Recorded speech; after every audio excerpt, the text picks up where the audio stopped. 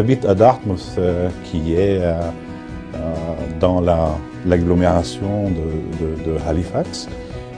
J'habite exactement à côté de l'école Boisjoli et de l'école du Carrefour, qui sont les écoles francophones de cette ville-là. Nous avons 3 enfants, 2 d'entre eux vont à l'école francophone et la 3e, elle est au niveau préscolaire, donc elle se prépare elle aussi à aller à l'école.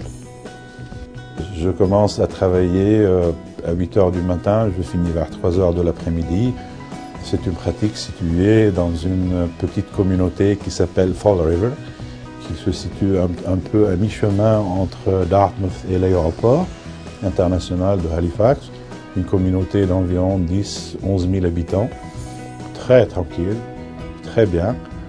Nous sommes 10 médecins, nous travaillons ici tous et certains travaillent à mi-temps, certains travaillent à plein temps. Le plein temps, c'est mon cas à moi. Je pense que la Nouvelle-Écosse est une excellente région où habiter. Je pense que la Nouvelle-Écosse a plein d'avantages pour les familles. C'est un excellent endroit pour élever une famille. La communauté francophone, elle est vivante, elle est présente, elle se bat pour maintenir des services en français. Contrairement à ce que l'on croit ailleurs, la francophonie est bien présente dans cette région-là. Et la communauté acadienne, bien entendu, c'est à elle que nous devons le plus, parce que ce sont les Acadiens qui, au départ, ont commencé ce combat pour le français et qui ont fait que nous, en arrivant ici, nous avons ces services.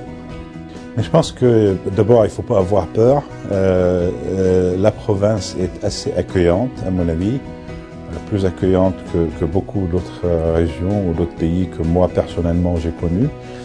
Le plus important, à mon avis, c'est l'intégration professionnelle. Donc, ce qui compte, c'est l'information, l'information et l'information. Informez-vous avant de venir, informez-vous avant de partir. Ne croyez pas que les choses seront résolues une fois que vous êtes ici. Un départ, ça se prépare longtemps à l'avance. Mais je crois que le plus important, à mon avis, c'est de ne pas venir avant d'être sûr de pouvoir travailler, avant d'être sûr d'avoir la licence de pratique. Les choses ne vont pas s'arranger ici. Il faut préparer la venue, il faut préparer l'exercice professionnel. Et le plus urgent, c'est de prendre contact avec le Collège des médecins de la Nouvelle-Écosse, voir les exigences du Collège des médecins. Les médecins seront informés sur ces exigences-là, sur les tests à passer, sur les qualifications requises. Une fois que c'est fait, une fois que ces tests sont passés, eh bien, il faut venir. Je suis né au Liban et j'ai fait mes études de médecine en France. Et après la fin de mes études, nous sommes partis dans un autre pays pour travailler, ma femme et moi. Ce n'était pas une expérience très concluante. Donc à partir de ce moment-là, nous avons cherché à partir dans un autre pays. Et le choix s'est fait pour le Canada, parce qu'au Canada, c'est un pays bilingue et parce que le Canada, c'est un pays francophone.